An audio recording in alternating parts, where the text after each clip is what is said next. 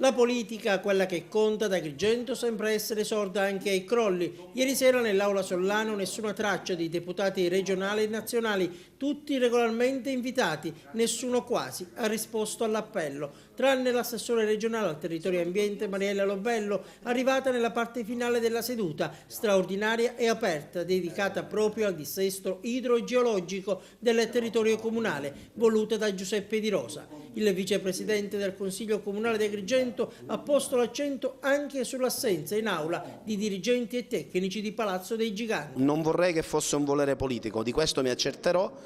Vice sindaco presente ha chiesto una relazione e relazionerà a lui.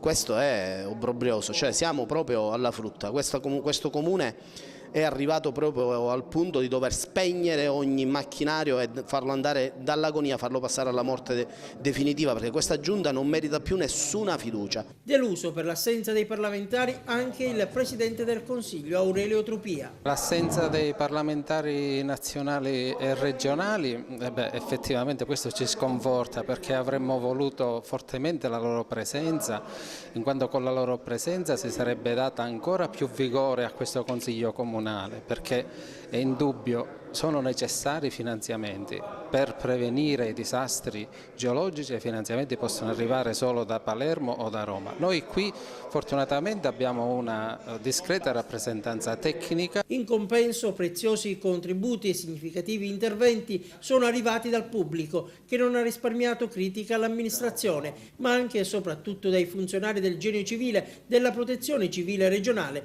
e dal Dipartimento Urbanistica della Regione. Come si sta muovendo l'assessorato regionale territorio e ambiente sul territorio della città dei Templi, che dal punto di vista idrogeologico certamente non è messo bene? È uno dei punti critici dell'intera regione, forse quasi al pari della provincia di Messina, dove si sono verificati, come sapete, anche eventi molto più gravi.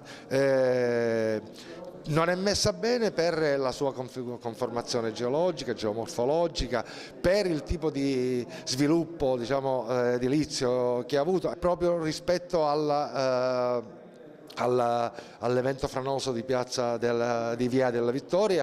Mentre entravo qui in comune ci è arrivata l'informazione del nostro tecnico che proprio qualche ora prima era stata trovata non una sorgente, ma diciamo una falla d'acqua che certamente da anni aveva forse saturato l'intero costone di calcarenite, e che però bisognerà ora andare alla causa di questo. Non credo che si tratti di una sorgiva, perché non credo che ovviamente una sorgente, diciamo, spunta dall'oggi al domani. Probabilmente ci saranno infiltrazioni a monte o più in alto di infiltrazioni, non sappiamo di che natura, ma occorrerà verificarla, che hanno saturato